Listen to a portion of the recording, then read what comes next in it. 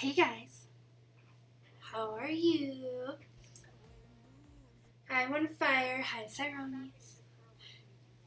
Hope you guys are doing well. I'm waiting for my. There we go. No, oh. I feel like a wizard. Whew. It is Friday Eve, guys. It's Friday Eve. Which means tomorrow is my last day before I drive back to Montana.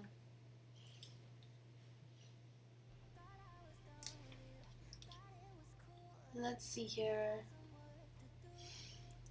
I was making coffee right before stream. Boo! I know. I was making coffee right before stream. So I have a fresh cup of coffee. The mountains are calling. And then I have my water, so I can make sure to stay hydrated. And I have a big scrapbook to go through with you guys today. I'm pretty excited about it. It's my most recent scrapbook, so it's of the trip to Greece. It's just vacation-y stuff. I am doing fertility IVF journey stuff in its own book, so that'll be its own thing. So this is just like fun Greece trip stuff. Okay. Before I dive into it, just so you guys know, we didn't really get to go island hopping when we were there because I had to stay close to the clinic. So a lot of the things that we did were on the mainland in Greece. So we went to Athens, we went to a town called Edessa, we climbed part of Mount Olympus,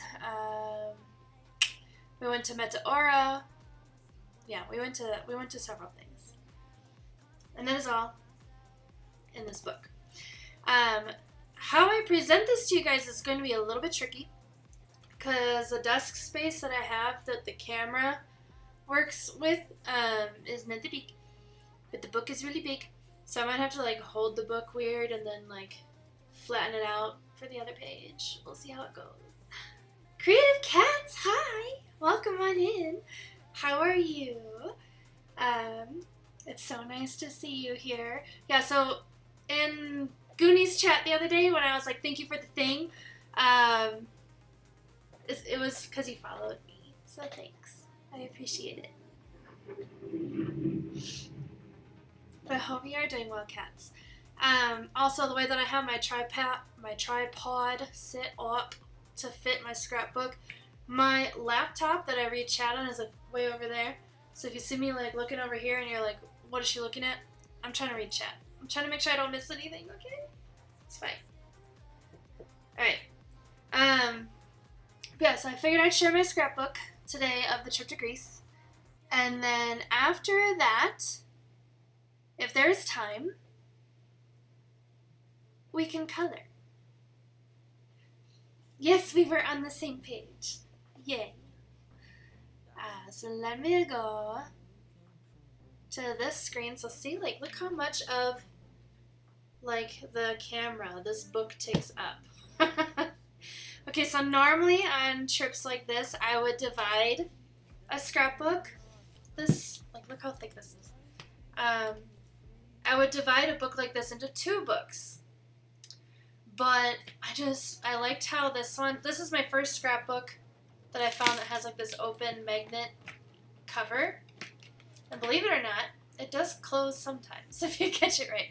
But I have been putting heavy things on this to try to flatten it out. Because there's some 3D stickers in there and stuff that don't need to be as 3D as they are. Things like that. But yeah, so normally this would be a two-booker. Look at it all squished over here. The binding. But I stuffed it all into one. Okay. I have never presented one of my scrapbooks before. I think I have made over 20 now at this point. Because I tend to make a scrapbook for each year for just generic year stuff, pictures of my husband, picture of myself, pictures of things we did around the house, pictures of our pets. Like those tend to go in like the general annual scrapbook. I'm gonna sneeze.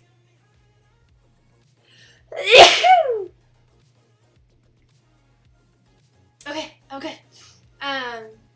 So like that kind of stuff goes in a general annual scrapbook. But then anytime we take a vacation somewhere, that gets its own scrapbook. A weekend trip probably just gets put in the general year one. It really just depends on how much we do. Because I have had weekend trips where I took so many pictures that I'm like, this needs its own book. Yeah. So we are going to get into it. If you have coffee, if you're like me and you don't care what time of day it is, you just want coffee, well, I'll join you. If not, that's totally okay too. Yeah. So, we're going to open it up here. So yeah, so this is what I mean. I'm going to have to like pick up this side so you can see the left side. So any extra pictures that I have as I'm scrapbooking, or any like things that don't really fit on the pages as I'm scrapbooking, I tend to tape in the covers. I know a lot of other paper crafters don't. They like to keep their covers clean. I think it's a scrapbook, so we should just get freaking scrappy. So this picture over here is of a plane tree, Plane, not Plain. One fire you have Pop and leftovers. Leftovers. Maybe you just try to say leftovers twice. I bet that's what it was. Yeah, so this tree, there's a lot of them found in Edessa in Greece, which is a very cute city. This little popsicle stick was in my second Verbo. I stayed in 3 Verbos while I was over there. The first one was in a beach town called Perea. And then the second one was actually in the city of Thessaloniki. However, my second one flooded due to heavy rains, so the owners had to move me into a different unit that they owned. So I stayed in 3 Verbos, but this is from my second Verbo. And then I flew Turkish Airlines on the way out there, and my husband flew Turkish Airlines on the way home. It is our favorite international airline of the 3 that we ended up flying, because I flew Turkish there, but I flew Lufthansa back. And my husband flew, I think it was Italia Airlines there, and then Turkish Airlines back home. And we both preferred Turkish Airlines over the others. So I guess that's our favorite international airline. But I just like how they have like the cute little menus that they give you on the plane. And of course, since I scrapbook, I keep everything. So this menu is from my husband's trip home, and this menu is from my trip there. And they do serve like pretty good food. So I ended up having a grilled codfish with vegetables and like some sides and stuff. And I ended up having like a cheesy omelet for breakfast. Like honestly, their food was pretty good for airline food. Actually, it's just pretty good in general. Let me take back that last part because that's like a backhanded compliment. It was pretty good food. So here I have page 1. So since we did go to Greece for IVF treatment, I flew out first. So this page just has my flight information on it out there. So you can see I'm watching The Hobbit. I have my Silmarillion book. I started reading this, but I have since stopped because I'm saving this book for a very special instance. I have on here that my flight path was from Denver to Chicago to Istanbul to Thessaloniki. And I know if you're like, oh my god, you have your name on there, I don't care. Because if you look up Imbeccable Images online, my name comes up anyway. But yeah, so I went from Denver to O'Hare in Chicago, to Istanbul. So like the Turkish Airlines, I think they all go to Istanbul for connecting flights. I could be wrong. and then from Istanbul to Thessaloniki. But yeah, so that's what this page is. And since when I journaled this trip, I put everything like day 1, day 2, day 3 into journals. On the pages of the scrapbook, you'll see like this one's day 1 and 2. And it's day 1 and 2 because of like the time difference from here to there. But I just like putting all these little stickers on the book. Alright. And you'll notice when I do, I wish I could show you like the spread side by side because I tend to do like mirror image. Like I have a torn corner up here and a torn corner down here. But I can't because I don't have enough room. So, okay, so day 3. I took a selfie, which I like never do. This was one of my first meals that I made. So when I arrived, well, let me back up. So when I flew out there, I missed my flight from Istanbul to Thessaloniki. So I had to stay in the Istanbul airport for 8 hours. So by the time I got to Thessaloniki, I was very tired because I couldn't sleep on the international flight out there. And I think I calculated it at one point and I was awake for about 34 to 36 hours. So that was fun. So day 3 is the next day. When I had finally gotten to my Verbo in Thessaloniki the previous night, I went to a nearby bar and bought bottled water. You can't drink the tap water in Greece. So I was very thankful they had water because I was very thirsty. I was very tired. Like I took a shower, got bottled water, and went to bed. Like that's what I did my first night there because I got there at like 8 p.m. Greek time. So day 3, I went grocery shopping. So I have on here, I woke up in the afternoon and I went grocery shopping at the store. I have the Greek letters here at the store, but I don't know all the Greek letters well enough to attempt that. And I know you can't really see it on the camera.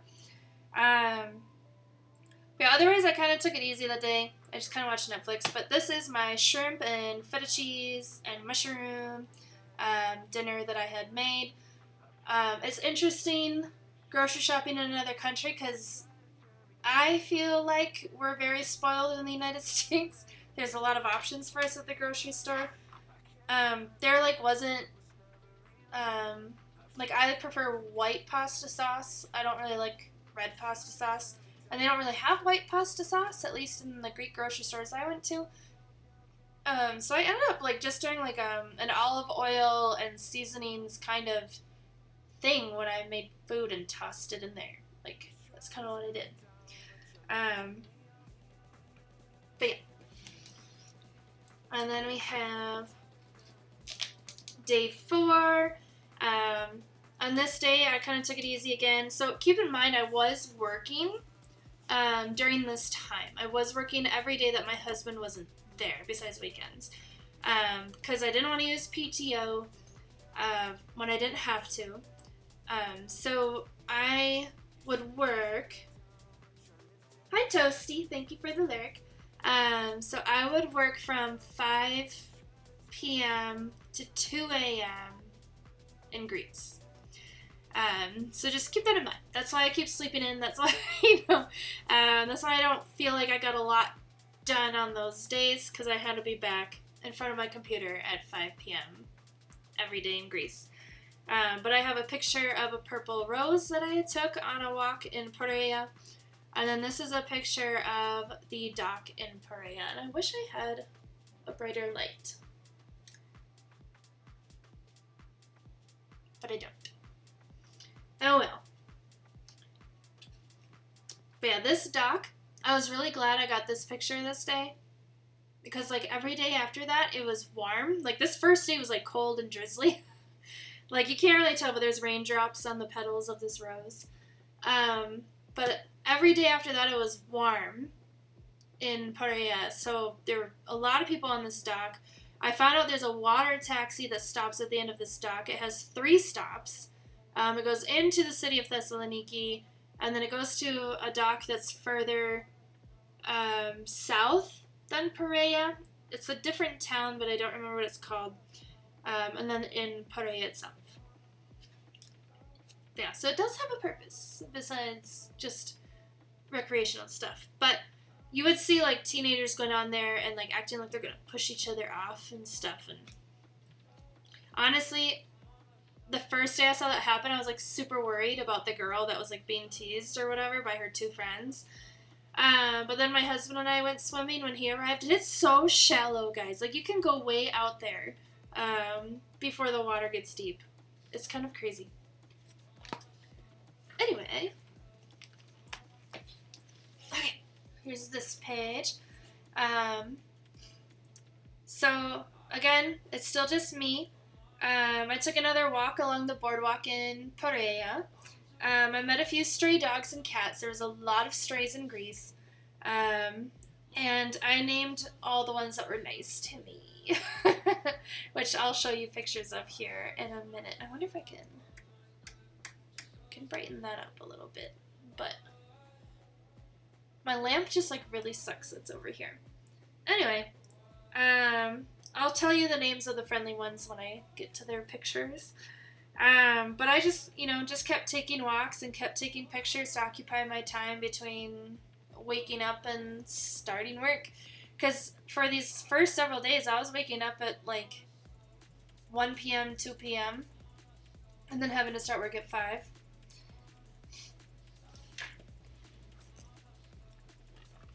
And then day 6, more walking.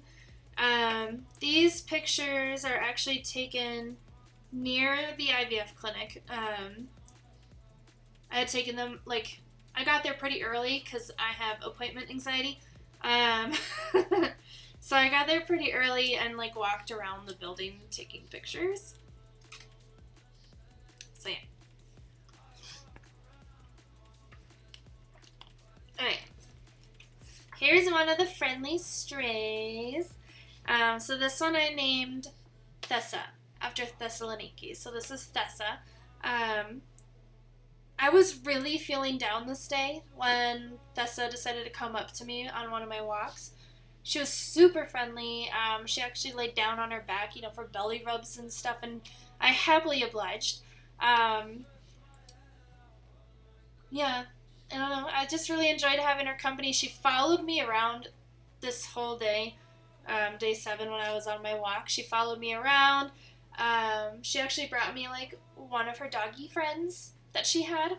But I never saw her after that. I only saw her on this day. So I don't know what happened to her.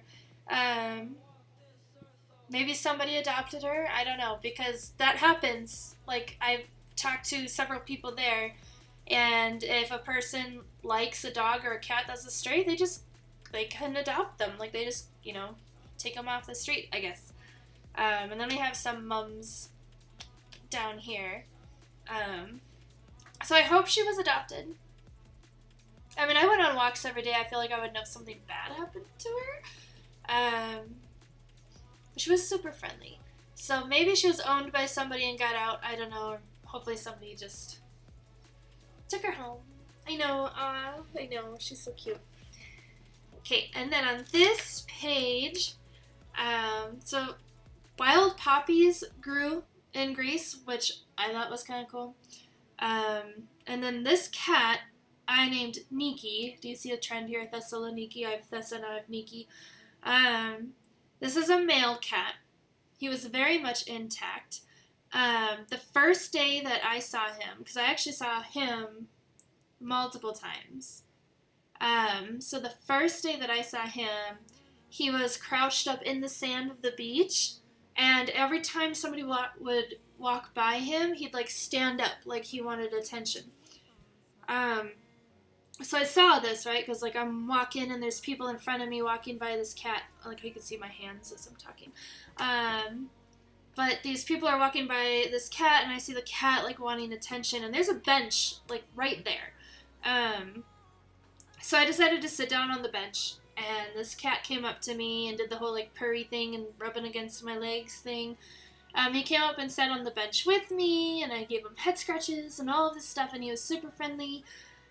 So I named him Miki, and then I kept walking. He did not follow me. He stayed in his area on the beach. And eventually I turned around and came back, and I was going to give him more attention, but there was a car parked on the side of the road, with like this young boy, and like not like young, I shouldn't say that, like maybe like, well, I'm old, I guess, so like 10, like he was 10ish, and he was just giving Nikki all of the love and attention in the world.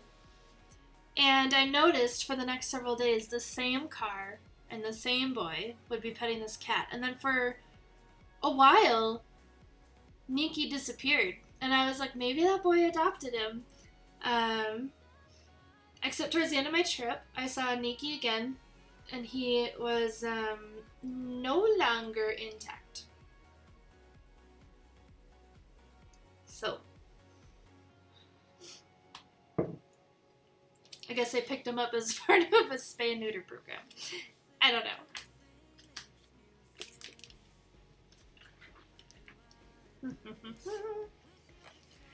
Alright. Focus, camera, focus. There we go. And yes, there are clear plastic sleeves on all of these to protect everything, so I'm sorry if that creates a glare for you. So here is more of the beachfront in Paria. So this table and chairs is used by a restaurant. If you walk along like the boardwalk or beach line of Paria, there's a ton of restaurants, and like they all kind of have like their kitchen on one side of the street, and then there's the street, and then there's the beach. And on the beach, that's where like all of their seating is. That is a horrible story. Imagine getting kidnapped off the street and getting your nuts cut off. But you know what? One fire does prevent more litters of kittens being born into a tough situation. So I will say that. But yeah, I mean, that'd be like a funny comic or something. I don't know. Oh, thank you, Ms. Mo. Hi, Ms. Mo. Thank you for the follow. Welcome on in. We're just going through my scrapbook from my trip to Greece. Yes, I still scrapbook. And then if I have time after, I am going to color. But I don't know because I talk a lot, so I might use the whole stream talking about this. True that they don't make cat condoms, apparently. No, I don't know if they'd be able to put them on themselves, you know? They did. I feel like I'm going to get TMI here, but they do make animal condoms because, like, when they breed horses, don't they do that? Like, don't they put something on the horse and collect the semen to impregnate the mare? I need Dr. Britannia here to confirm or deny. But anywho, so this chair over here is part of one of the restaurants, or belongs to one of the restaurants along the beachfront of Paria, but this one is not dressed up yet, so the restaurant wasn't open. You know the restaurant is open because there'll be a tablecloth, there'll be a little vase with a flower on it, probably, most of them did. I'm getting really wetted up on my camera. Hello, camera. No, it's just gonna be done.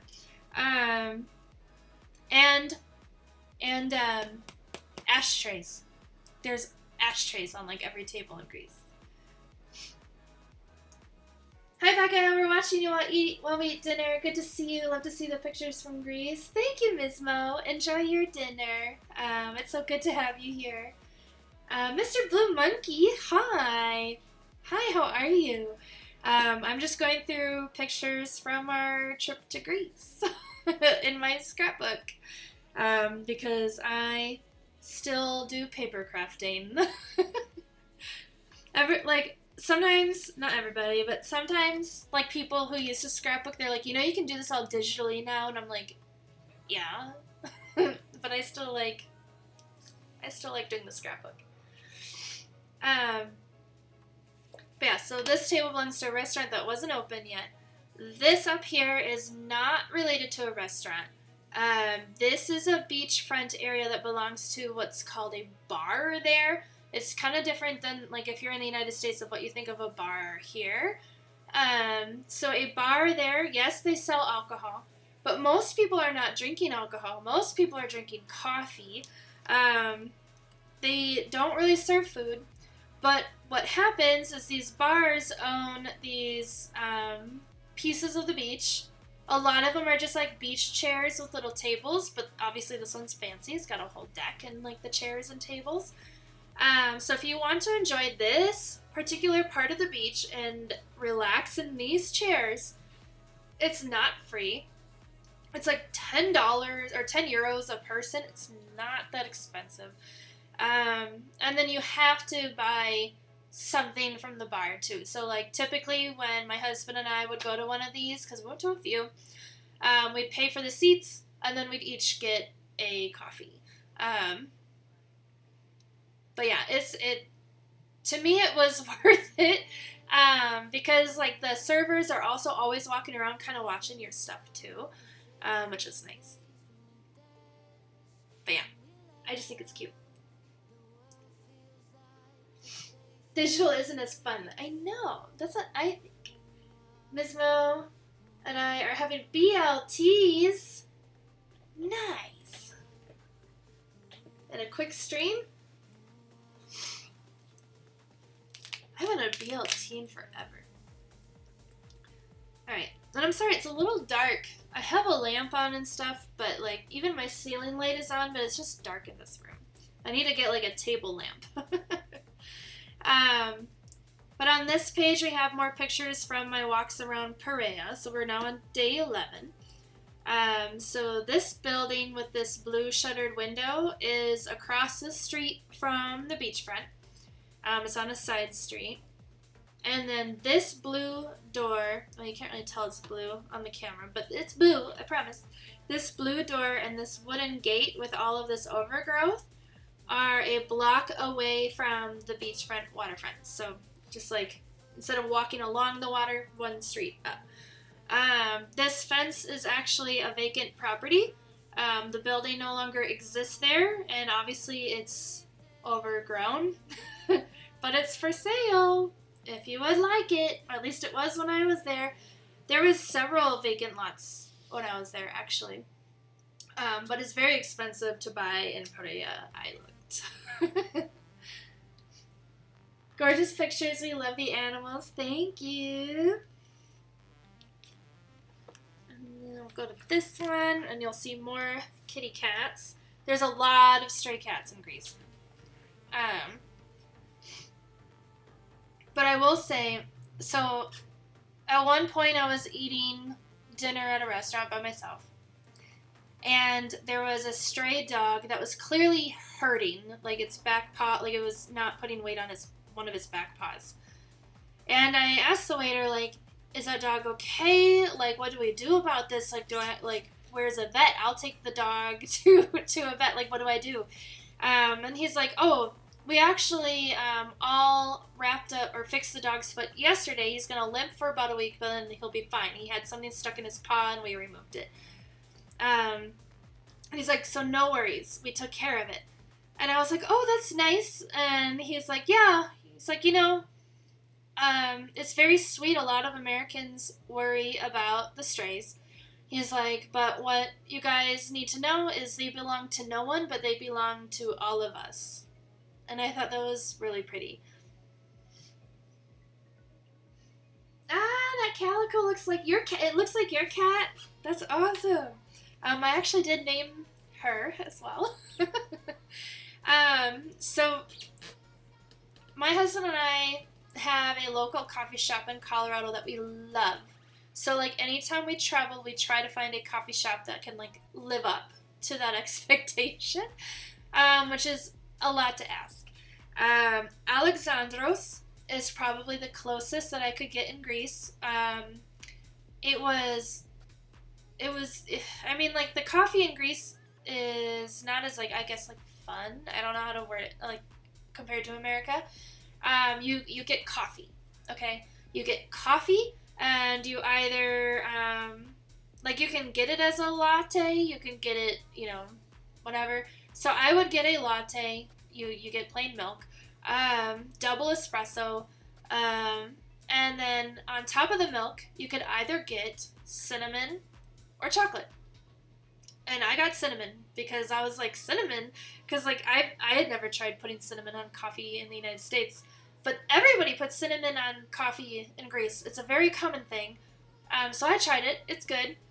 But they also had so many pastries. So I actually ended up kind of making a habit of going here for breakfast. This is their insane waffle that they would have. Or a waffle, as they call it. Which I thought was funny. You cannot just get like a waffle or a pancake with like nothing on it. Well, I never got a pancake. I only ever saw waffles. But you can't get one and just have like butter and syrup on it. That's like not a thing. You either get a sweet or a salty waffle. Sweet is usually covered in chocolate, covered in bueno, which is like a chocolate kind of sauce. There's a candy named Bueno, if you know that. That's what it's based off of. Or you get like a salty, and it comes with like cheese and bacon and stuff, but the cheese is like nacho cheese.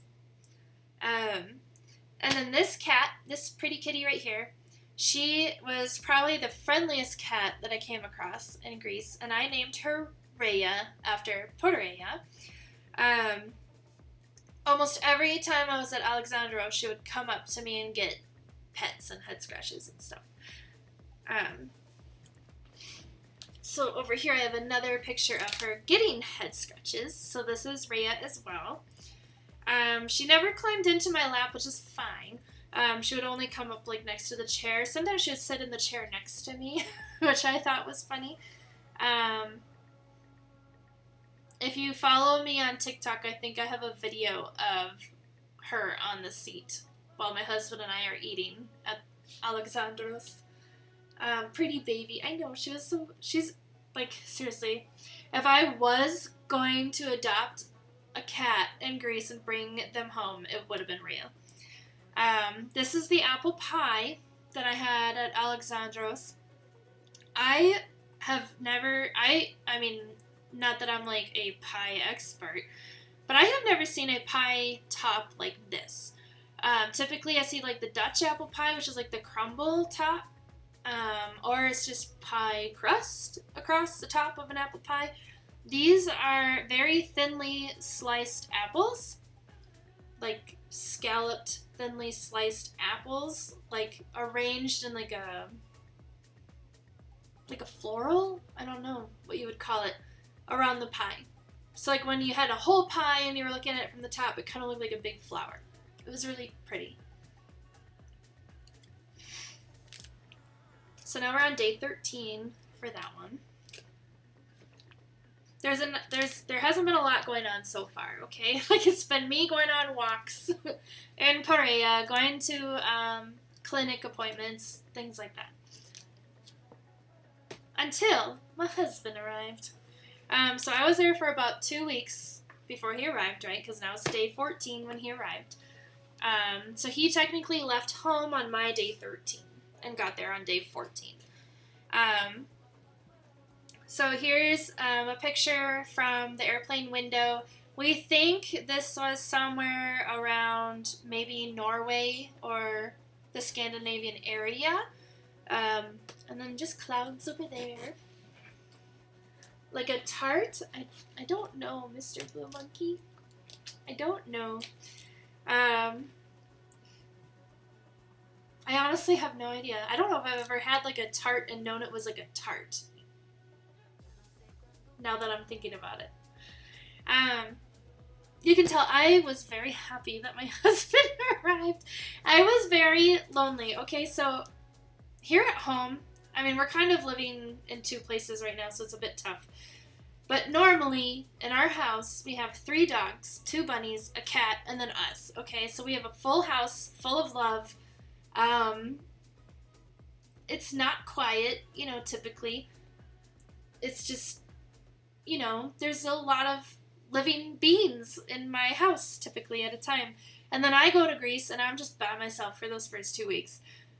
So those strays actually really helped me out, emotionally speaking. But So I was actually at a clinic appointment when my husband arrived in Greece, and so he actually came and picked me up from my appointment, and then we drove back to Paria together. So I didn't have a car when I was there. I would take the bus. I figured out the bus system in Greek. And then when he arrived, we had rented a car because we knew we would want to go see stuff together when he was there, because I took time off of work when he was there, so I didn't have the obligation of being on my computer at 5 p.m. Greece time. So when he picked me up, he forgot his sunglasses at home, so he's wearing my very colorful sunglasses. And then we went out for dinner that first night, and he's just really cute. And then this is the sunset that he was looking at here. But yeah, so he was finally in Greece with me. And then all of the fun activities, all of the fun trips and stuff began. So day 15, so the Verbo that we stayed at in Paria, again, Paria is a beach town, was literally a block away from the beach. So we just put on our swimsuits and grabbed our towels and went down to the beach. And I noticed on the west coast beaches of Greece, you could find shells. On the east coast beaches, not so much. Not sure if that's like a normal thing or if that was just like a coincidence. So these are all tiny shells that like line the beach of Paria. And then these are shells that we collected. So we had goggles. We bought goggles at the Greek grocery store. So we would like hold our breath, because remember, like the sea there, the Aegean Sea is salty. So we would hold our breath and like have to put effort into diving down into the water to grab a shell, because it's not like, because it's buoyant. It keeps you up. But yeah, so that was fun. Jeremy, my husband, was much better at grabbing shells than I was. So most of the time it would just be like I would point at a shell and then he would go down and grab it for me. But yeah, so that was our little collection from that day. And then we went to another restaurant that night, and he had octopus, which I was surprised that he ordered. But he said it was actually really good. It's grilled octopus, and he said it was good. And then here's a little sailboat out on the Aegean Sea. Oh, and this restaurant was called Bax's Balcony. That's what this translates to. Because that napkin is from that restaurant. I'm telling you, as a scrapbooker, I keep the most random things. Like napkins. Alright. Like the next day or so, we might have taken a rest day. Because let's see here, that was day 15. Yeah, so this was the next day. This is day 16. We decided to do what I call the Midwest thing, and we just got in the car and drove. No destination in mind.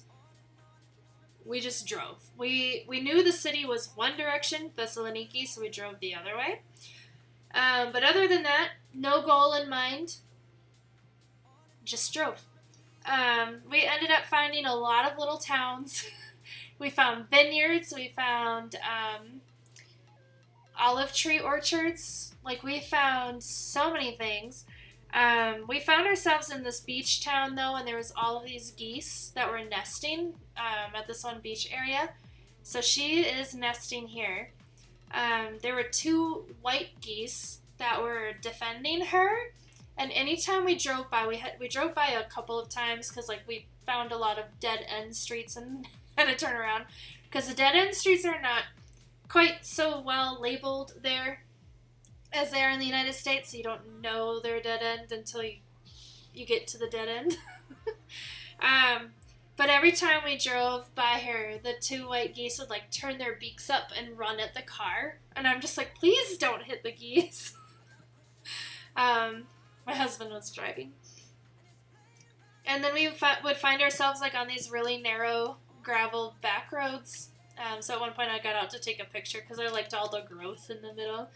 And then a vineyard over here. Alright, and then more pictures from that drive. Let's scoot that over. There we go. So this is one of the main churches. So, I'm trying to think of how to describe this. So Greece has a national religion, right? Which is Greek Orthodox. There are so many chapels around, like so many prayer boxes, I think they called them. Like every few blocks there'd be a prayer box, which is like this little chapel looking thing. Typically there'd be a candle lit inside, and the whole purpose of them was to like bless that area. The reason that they line the streets, like everywhere in Greece, like even if you're on a backcountry road, you'll see them. And the reason they line the roads is because they're put there to protect the travelers on that road. And I thought that was kind of cool. They also have these prayer boxes that line the coastline of Greece, and that's to protect the sailors. And I just think that's really sweet. And then they have what I would say are chapels. So basically small, like it's big enough for 1 to 2 people to stand inside. And typically these chapels would have candles that were lit, like remembrance candles. And you could go in there. There was a box on the side of unlit candles. And you would just take one if you wanted to light one to remember somebody by. Light it from another candle and stick it in the sand with the other candles. Because like if there was a deep sand box that you stuck the candle in for it to stand upright. And then you had small churches where like the community churches, like the neighborhood churches, big enough to fit, like a group of people. They were also kind of everywhere. And then I'm pretty sure like this is like a diocese, right? Like I don't know what their equivalent to like a bishop is, but that's what I imagine this is, because this is a huge church. And there were only a few of these like huge churches throughout, compared to the number of smaller churches, chapels, and prayer boxes. And then these two pictures are just of the countryside of Greece.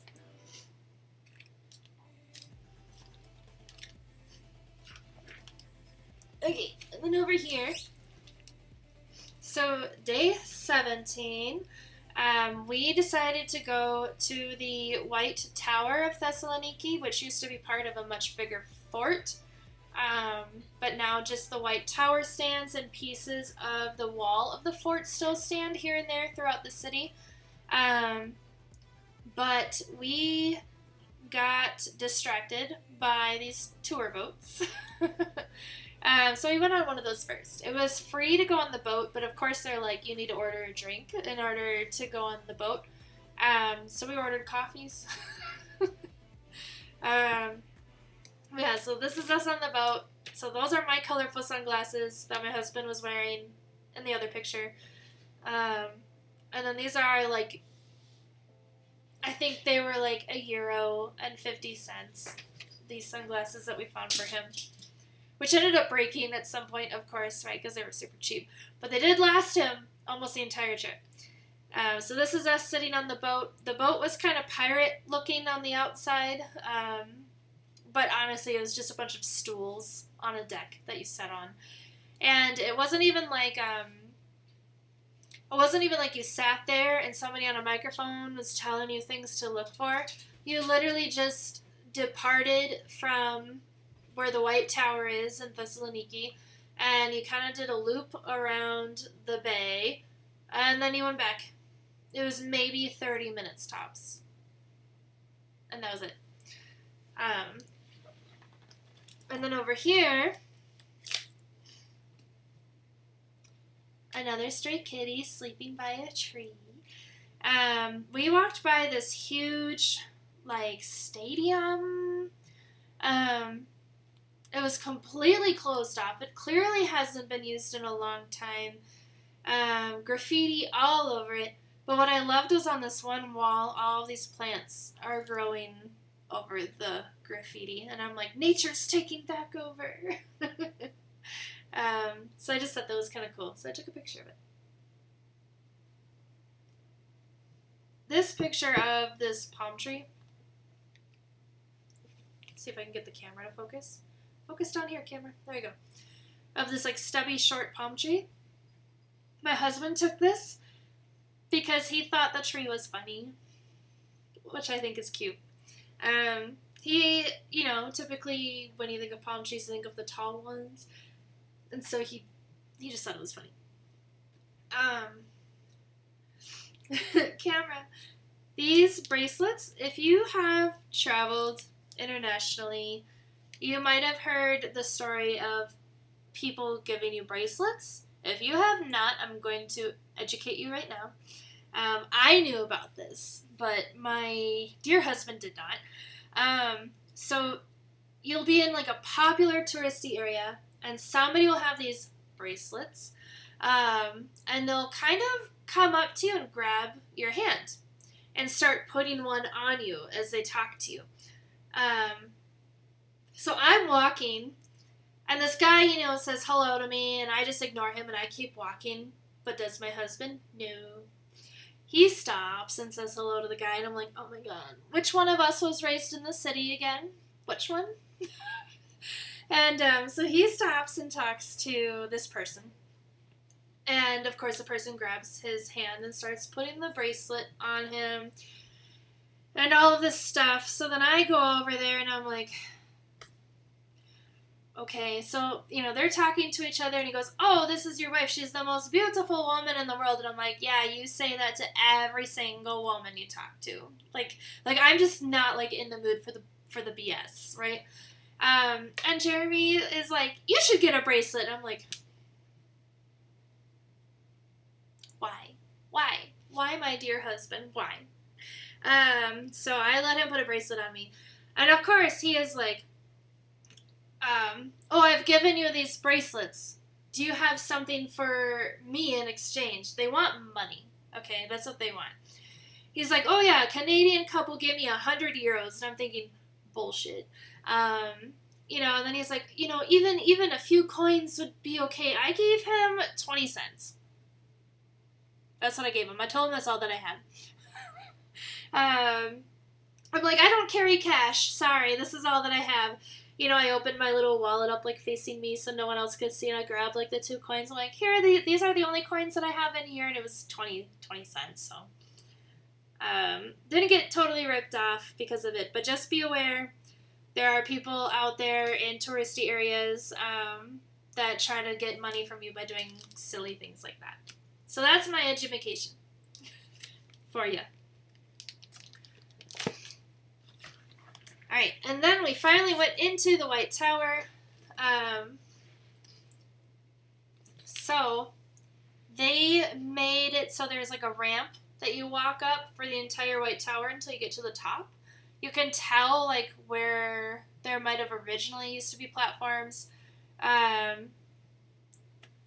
These used to just be open. Obviously, there used to not be glass. They used to just be open. There's exhibits on each floor, like, because you'll just kind of get to a part in the ramp where it opens up on one side, and you kind of go to the exhibit. It is a museum. So there was a ticket for it. 6 euros. Not bad. You see my husband here leaning over this table? He set off a security alarm. Apparently, if you go too far over the table or get too close to the table, a security alarm goes off. So he got scolded by the lady at the White Tower. Oops. Alright, and then here's more pictures of the White Tower. So here's the White Tower itself. Obviously has an obvious name. And then this is not quite the tippity top. It's this first layer right here. This first one there, not like the smaller piece at the top. That was the highest we were allowed to go. And honestly, it was great views. I kept walking around the smaller piece on top trying to find a spot where you couldn't see people like where I could stand at an angle and you couldn't see people because they'd be behind the curve of the wall. And I'm not kidding you. At one point, I kept walking backwards to like try to get this shot, and this lady just kept like walking towards me, and I'm like, stop! I'm trying to get this picture. And eventually, she did find a spot to stop, I guess, or whatever. But it was just funny to me. Like, I don't think she was doing it on purpose. All right. More beach time. Look, I take more selfies. Oh my god. So this is day 18 now. My husband and I went to a couple of beaches this day. So we went down on one of the 3 peninsulas. So like when you look at a map of Greece, there's like a mainland and then there's a little piece in the upper east side that to me looks like a cow udder. They called him like a hand with 3 fingers because it's kind of shaped like this or whatever. So on the westmost peninsula, we went to 2 beaches. The first one was Anemos, the Anemos Beach Club. This guy right here. Again, I stole a napkin. Don't judge me. I didn't steal it. They gave it to me. So we paid for beach chairs and then ordered lunch there and stuff too. This place actually had food because it was kind of like a beach resort kind of thing. So we ordered food. We ordered coffee. I tried a smoothie. I didn't like it, so my husband had to drink it for me. But I tried it. But here's me in all of my beach happy glory. And then this is of the same beach. So so by this time, since we had gone to the beach in Perea and had the goggles and we're doing the whole like holding our breath and diving to find shells kind of thing, we decided to get snorkeling gear. So we went to a sports store and got snorkeling gear. And we ended up snorkeling at these 2 beaches. And I have a waterproof case for my camera, so I took that out with me too and got pictures of fish under the water. I don't have what the fish are called in my scrapbook, but I have it on my computer. And then just, here's me again, my curly hair. Alright, and then this is the next beach. So this one was in Calathea. And this beach was definitely more of like a locals beach. Where the other one, like I said, was kind of like a beach resort. Like definitely touristy. This was definitely off of a smaller town. And definitely full of locals because there was a lot of people who knew each other there. So when we showed up, we got a couple of looks. Not like mean looks, just like, who are you kind of looks. But yeah, this was actually a really nice beach, but there was no shells at this beach because this was on the east side of the peninsula versus the west side of the peninsula. Had this big wide dock you could walk out on. There were people fishing at the end of it. At one point I got lucky and no one was on there, so I went and grabbed a picture. But yeah, I just got more pictures of underwater stuff. So you can't see it that well on the camera, but there's fish in this picture, fish in this picture. This is my husband snorkeling. I took a picture of him. I thought it was really cute because we would be snorkeling and I had my camera, but we would be holding hands as we swam around. So he'd be the left arm and I'd be the right arm as we swam because we're cheesy. But yeah. So next trip. Alright, so this is the only time we took a toll-free route. Because we discovered that taking a toll-free route in Greece means that you have to drive a lot of mountain roads. And what we learned about some of these mountain roads is that all of a sudden, it would not be paved anymore. And there would be no sign warning you of bump, because when pavement stops, there's a bump. At one point, we found a road that just ended, and we had no idea. So honestly, our car flew a tiny bit, and then landed on a gravel road. Because like the pavement was up here, but the gravel road was like down here, and we had no idea because like we were kind of going up a hill, and we had no idea that the road was just gonna end on us, and we kind of went poof like onto the, like, I'm not kidding, like I felt like we were like in a movie. Thankfully, our rental car was okay, and we were okay. But yeah, it was just kind of intense. But yeah, so this was the only time we took toll-free roads, which took us up to all these little mountain towns. So we saw these 2 stray dogs outside of a town.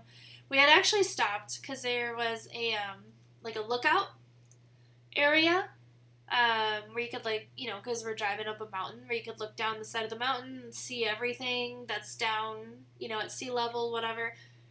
So these 2 doggies ran all the way from the little town that was like down the road to us just to get some pets, and I thought that was really cute.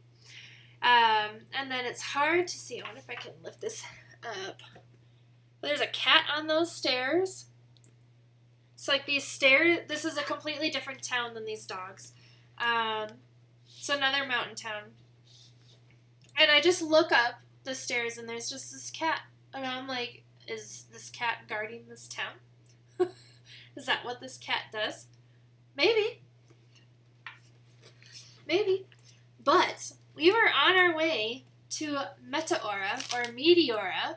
The Greeks say Meteora, so that's how I'm going to say it because it's their land that it's on. So what Meteora is are all of these very narrow rocks sticking up from the ground. But it's not just the rocks. On the next pages here, you will see they built monasteries at the top of these rocks, or as they say, monasteries. And they built these monasteries at the top of these very narrow rocks. Yeah, none of these, I'm just double checking, none of these are that. But these are the rock formations around that. So the whole thing is called Meteora. Which here you'll see on this page. So we are now towards the top of one of those spiral rocks. My husband got me in a nice pose there. Like flipping my hair. I was actually not trying to pose for the camera. I was actually trying to get ready for the camera. But I liked what he captured, so I kept that one.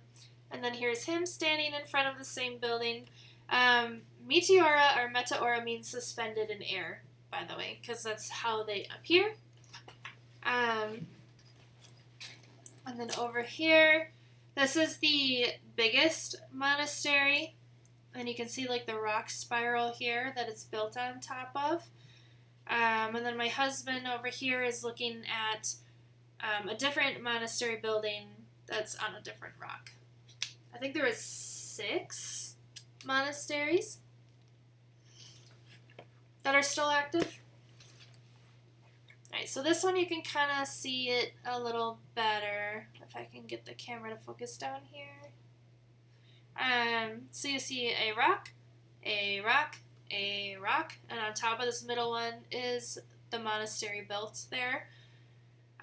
This one, you can see, maybe, it's kind of hard to tell, the monastery built on top of this one, and then a monastery built into the side and on top of this rock over here. Alright. And then just more Meteora pictures. If you're following me on social media, I post pictures there if you want to get a better look than what you can get here from the scrapbook. But I thought Meteora was very cool, so I took a lot of pictures of it, as you can tell. Because we're now like on our, what? That was 1, 2, we're on our 3rd spread for it. But yeah, so just more buildings built into the rock. So for tourists, you can't just like go into these buildings. they like make these obnoxiously, like this right here, if you can see it, this is a staircase.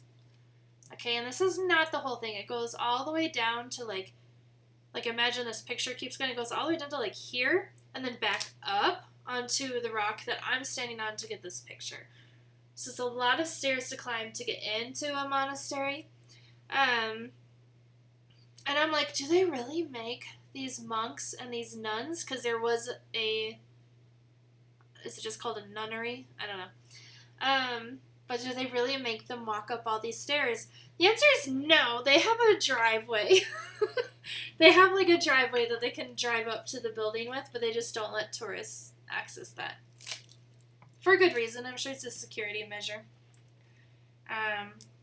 But just more pictures. Like this one, you can really see the rocks jutting out of the land below.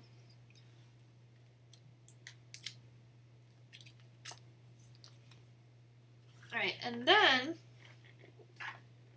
we went to Greece. Alright, or Greece. And then we went to Athens. Which is basically all of Greece to some people, right?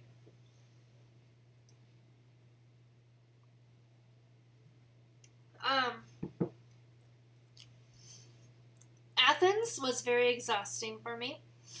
So what you have to understand is that the day we drove down to Athens, I had an operation where I literally was put under anesthesia, brought out of it, a whole operation. And then we drove down to Athens, and then the next day we walked over 10 miles. So it was exhausting for me. And it was very hot. It was like 97 degrees when we walked all of that. So all of these pictures are from not the day we arrived in Athens, but the next day. Because we arrived in Athens at like 8:30, 9 p.m.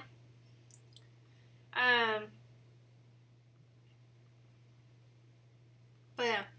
So this is the National Library of Athens here. You can't just go into it. We tried. The door was locked. You actually need an appointment to go into the National Library of Athens. So if that's something that interests you, you have to make an appointment, okay? And then this building here, so this is the Academy of Athens. So it has a picture, it's got a statue of, this is Plato and this is Socrates in front of the Academy. But then there's also two pillars off to the sides of Socrates and Plato. And one is this one, Apollo, and this one is Athena.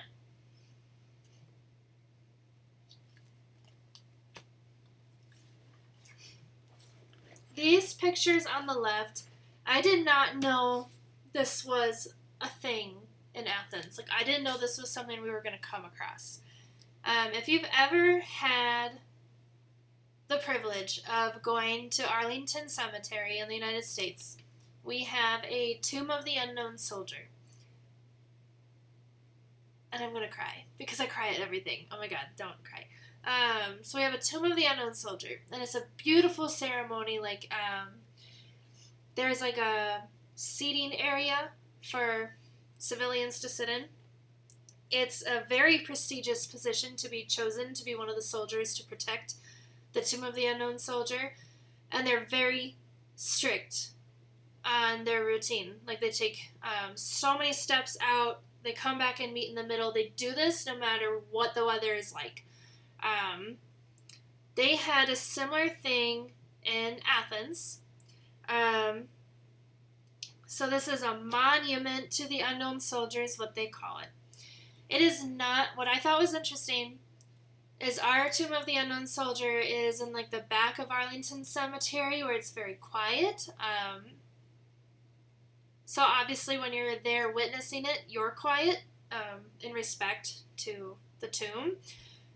This monument to the unknown soldier was right off of a main road in Athens. So you have the heavy traffic sounds behind you, There's crowds of people just walking by, so it's very loud and noisy, which I thought was just like an interesting difference, I guess. But similar to the United States Tomb of the Unknown Soldier, there's 2 guards of the tomb, and they have a routine that I have a whole video of it. But they have a whole routine that they do where they kind of walk. There's like this semicircle off of the wall here. So they'll each walk to the end of, like, over here. Like the guy on the left would walk over here. They'll go all the way back there. They match each other's movements as they walk back. And then they turn around and face the street area, not facing the wall anymore, and walk back up to the middle. Again, matching each other's movements. The only time they didn't match was when I got this picture here, when their legs were not in the same position. But that was it. Alright. This over here, so after we were at the Monument to the Unknown Soldier, we walked through Athens National Gardens. And when you get out of the other side, there's the Temple of Zeus, but it was completely under construction, so I couldn't really get pictures of that. There was like literally it was covered in scaffolding. And then outside of the Temple of Zeus is this Hadrian's Arch, which is just there on the side of the street. But I thought it was cool. Just a piece of ancient history just there. So this is called Hadrian's Arch. Like Adrian with an H in front of it in case it's not coming through. So these pictures are from the National Gardens. So there is a couple of geese again. I got a duck. And then there's a green parrot in this picture, which you might be able to kind of see right here. I'm like literally putting my finger on it. Red-eared slider turtles. There was a little pool that just was full of turtles and the duck. And then these are just leaves. But we actually really liked the National Gardens. That was probably our favorite part of Athens. All right, and then we got to the Acropolis of Athens. So you do have to pay for it. It's 20 euros a person to walk the Acropolis of Athens. So this here is the Dionysus Theater. If I'm saying that right, Dionysus, I'm pretty sure that's right. This is the Dionysus Theater. And then these blacks right here in front of the Acropolis main part, these are the remains of the Temple of Dionysus.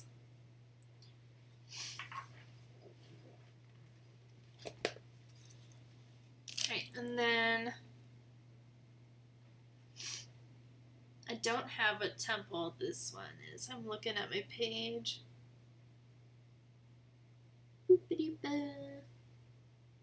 We walked 11 miles that day, not 10, 11. Just clearing that up. But more temple ruins at the Acropolis of Athens. Acropolis just means like a big hill, by the way. So it's everything on this hill. Here is another theater. This one is still used today. So there was actually equipment towards the bottom. You could, like, if you were there, you'd see equipment down there. I didn't take pictures of it because whatever. But they still run plays on the stage, and I thought that was pretty cool. One of the remaining arches of the top of this theater I took a picture of against, the modern city of Athens. Okay, and then over here we have more temples. Well, this is the Parthenon.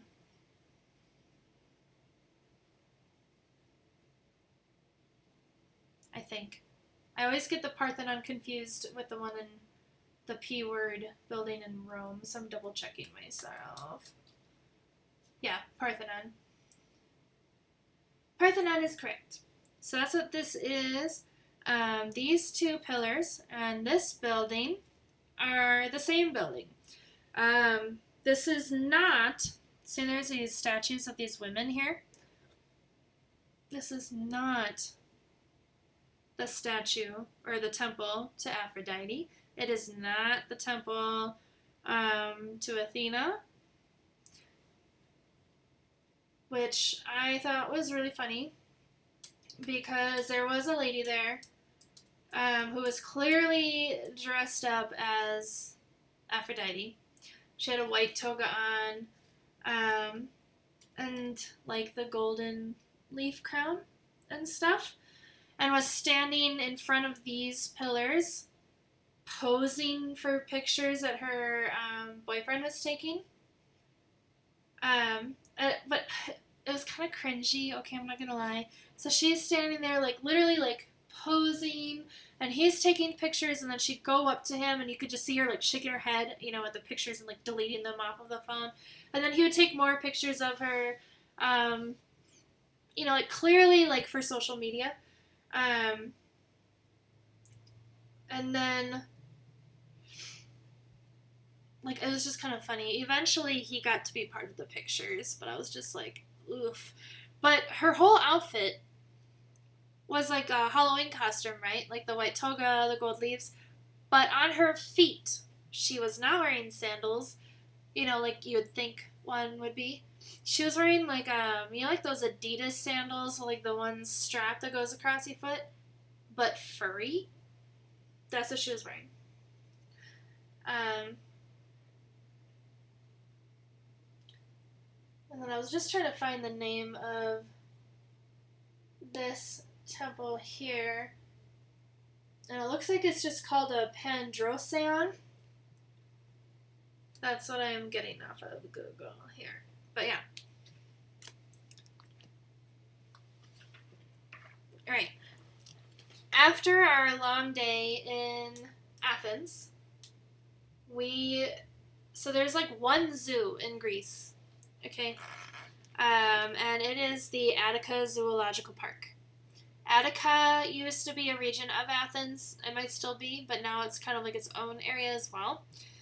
So we drove outside of Athens to Attica to go to the zoo.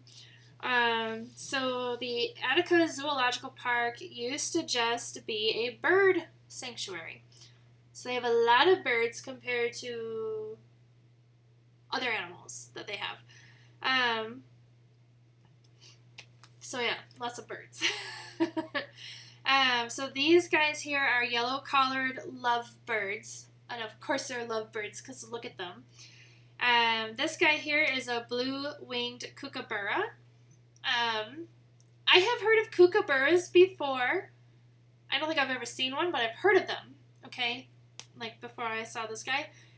My husband knew what a kookaburra was from some song about a gum tree.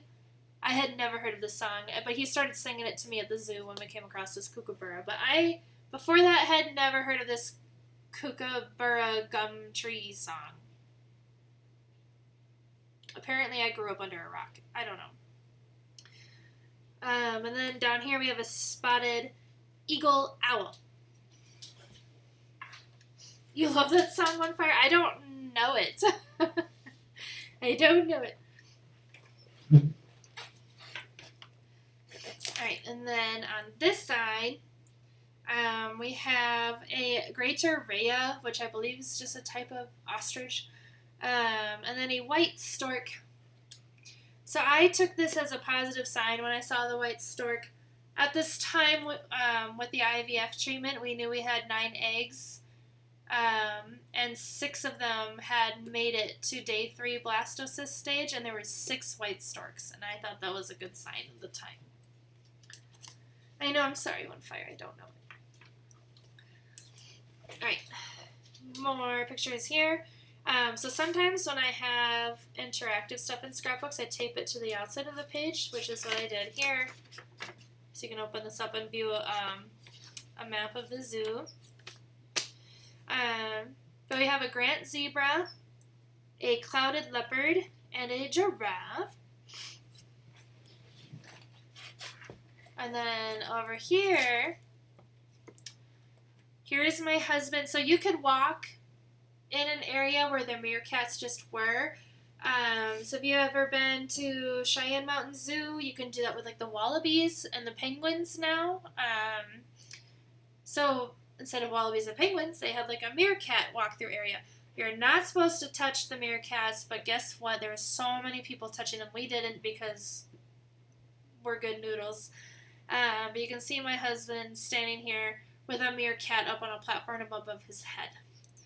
And then we have a Komodo dragon here, and then just a meerkat. My husband laughed when he saw this page of the scrapbook because he was like, you literally only put this picture in so that you would have a picture of me with a meerkat. I'm like, yeah, I did, because there are memories. You goober. I only touched the meerkats. That sounds weird. Windfire, that sounds weird. Let me tell you, I love deer. Okay, I love antlered animals. I love moose. I love deer. I love elk. I love them all. I did not know that there is a type of deer. I mean, like, it makes sense, okay? I just never thought about it. There's a type of deer in Europe that we don't have in the United States. It's called the fallow deer. They keep their spots all the way through adulthood. Like, the son's a grown-ass adult, and it still has its spots. And I love it. And look at its big ears that are like puppy dog ears. And it's got velvet on its antlers right now. There's a fallow fawn, which doesn't have spots. So they get spots when they get older, I guess. I don't know. And then we have a Cretan goat. And then this one is called a muntjac, which is a tiny, tiny, tiny deer-looking thing. But look at his tongue is sticking out. Alright. Next, we went to Mount Olympus National Park in Greece and climbed part of the mountain. Something I'm really sad about is I did not check my SD card before we went, and it had, I needed to like reformat it. It would only let me take 8 pictures, and then it thought it was full. So yeah, that was a bummer. So I took some pictures from my cell phone. Yeah, so this is one of the roads leading up to it, so you can see it's a solid white line, so you got one lane going one direction and one lane going the other. This is part of the trail going up the mountain. So sometimes they would make like these steps with logs or stone, or sometimes it's just tree roots that conveniently made steps on the trail. Here's a picture I took looking up a cliffside from the trail of Mount Olympus. And then over here, that's my husband ahead of me, because somehow he can hike forever and never get out of breath. I hike a little bit and I feel like I'm dying, so I must need to work on my breathing or something, because he can just keep going. And I don't know how. And this poor man will end up sitting on some boulder up ahead of me and wait for me to catch up. And that's how we hike, guys. So that's why I actually bought walkie-talkies, so that when he does walk ahead of me, he can just walk at me and be like, you good? But yeah, I'm just dying. It's fine. Alright. More pictures of the mountainsides from the Mount Olympus Trail. We were on Trail E4, by the way, if you've ever hiked it yourself. There's different trails. We were on E4. We ended up finding, I can confirm, the walkie-talkies. We ended up finding this salamander. He let me get a picture of him before he scurried off. And then this is one of the wooden bridges along the trail of E4.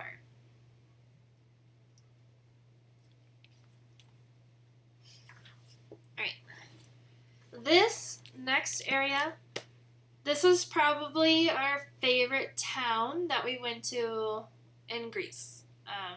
Again, keep in mind, we didn't go on any of the islands. We were only on the mainland. But this is Edessa, known for Edessa Falls, all the waterfalls. But it's also just a really cute, be right back, no problem, fire. It's also just a really cute, like, cottagey kind of town. Like, it's got old stone buildings and cobblestone roads, like, in an area of it. Like, it's just really cute. But what's interesting to me, so the city, or town, whatever you want to call it, is built on the side of a mountain. And there's a river that feeds all of these waterfalls, okay? And the water from this river runs through these different canals through the town. Like, in different areas of town, there's different canals, but all from the same water source. And these canals run through the town until they go off the side of the mountain. Like, the town just stops on the side of the mountain, and then there's these huge waterfalls, and it's really cool. So here are the smaller waterfalls. Well, besides this one's a bigger one. But these are the smaller ones of, like, those little canals or little, like, creeks that they made that run off the river that make these waterfalls. And then this is a view of the countryside from the city. So here, by the way, the river is called Edesios, or Edesios. Hold on, I have to get because it's Edesios. There we go. So you can see these stone stairs. They are covered in water. So by the time we were done with this whole waterfall walk, by the way, my husband and I were soaking wet. I had my camera, like, inside of my shirt because, like, need to go rescue Shadows. He broke his car? Do I need to help, One Fire? Let me know. I'm going to check my phone really quick.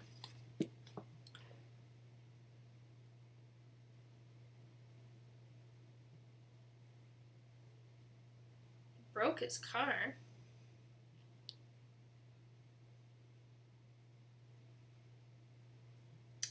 Oh, shit.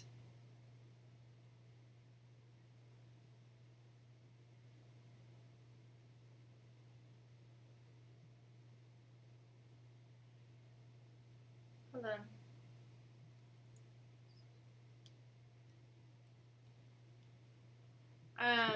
I'm just going to keep my phone here because I'm looking for updates now from my brother.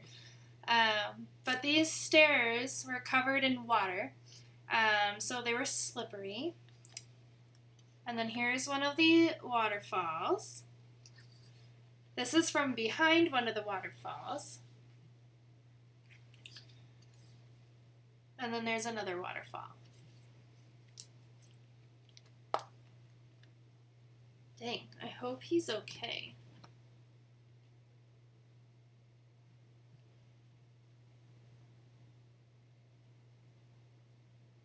Let's see, I missed a call. I'm just seeing who it's from. My mom. Okay.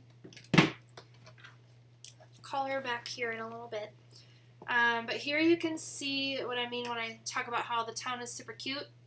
I love this town. Like, this aesthetic here, I love it.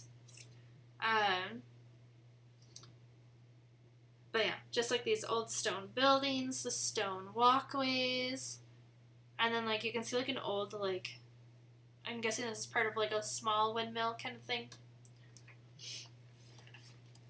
There was a big water mill in Edessa, which it is known for, as well as the waterfalls. So we walked around to find that. That was something that really interested my husband to find. So we did.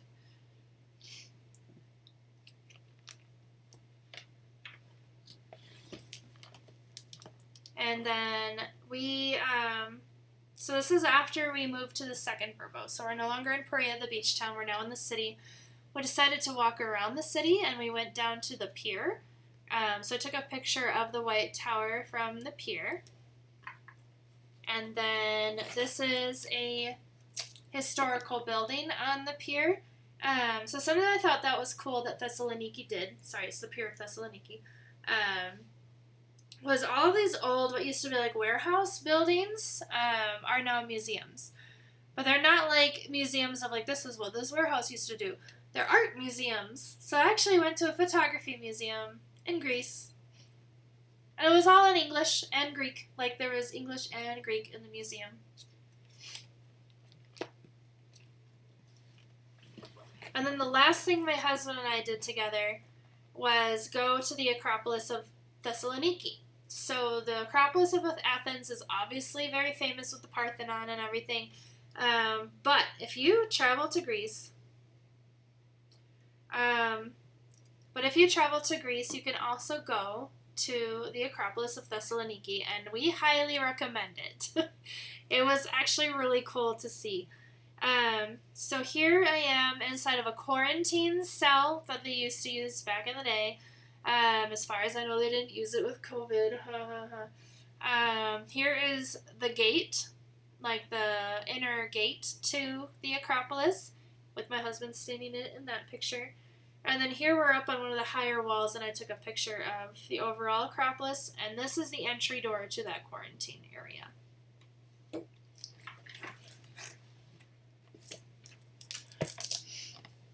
Alright. This is one of those like garrison windows in the fort. Here you can see an entryway there. This is like where I assume they used to shoot like arrows out of because it's a narrow window. Here's a courtyard. And then you can see the city of Thessaloniki from the rooftop there. And then the old like stone staircases and stuff of the building. Right. Here is my husband sitting at the steps to one of the towers of the Acropolis. And then the window from that tower looking out. And then over here. So we left the main building of the Acropolis, and then there's all these old pieces of the wall that surrounded it, like the defensive wall. So I got pictures of that. There were people climbing it. You're not supposed to, but and then here are some extra pictures that I couldn't fit on the previous pages. So this is just a close-up of one of the walls in Edessa. Here my husband and I are enjoying ice cream. He has a picture of me taking a picture of him too, and I just don't have it. And then both of us standing in one of those plane trees. And then there's this page here. I put both his tickets going home and my ticket going home on this last page, even though we flew home at different times. But I thought it was really funny how in the airport of Thessaloniki there's a store called It's All Greek to Me.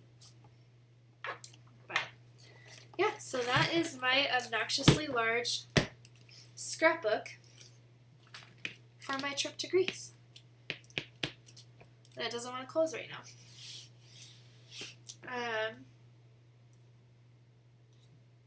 Just checking on something really quick.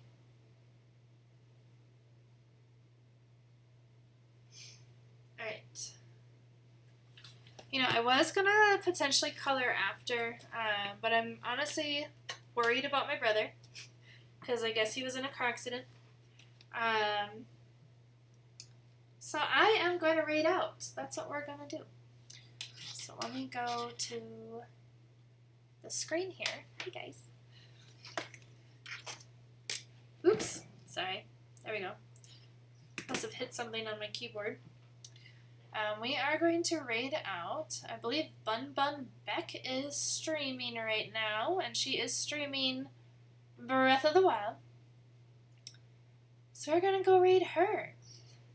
Thank you all for being here with me today and sitting through as I talked through my scrapbook. I hope you enjoyed it at least a little bit.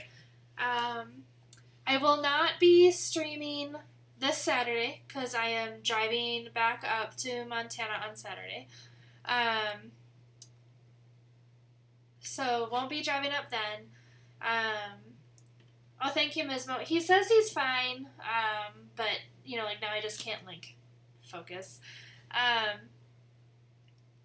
But I won't be streaming this Saturday because I'll be driving back up to Montana. But I will be streaming next Tuesday at 4:30 p.m. Mountain Time. Not sure what I'm going to be doing yet. I always put an update in the Discord, though, if you're interested in joining. But yeah, I appreciate you being here. Oh, hi, Terrific, Ash Terrific. Yeah, you're catching me right at the end. I'm about to raid out. If you want to come along, we're going to go raid Bun Bun Beck. She's playing Legend of Zelda Breath of the Wild. Yeah, so we're going to go raid her. Again, thank you all so much for being here today. I really appreciate it. I hope you all have a wonderful weekend. And if I see you on Tuesday, I see you on Tuesday. All right, thank you guys. Bye.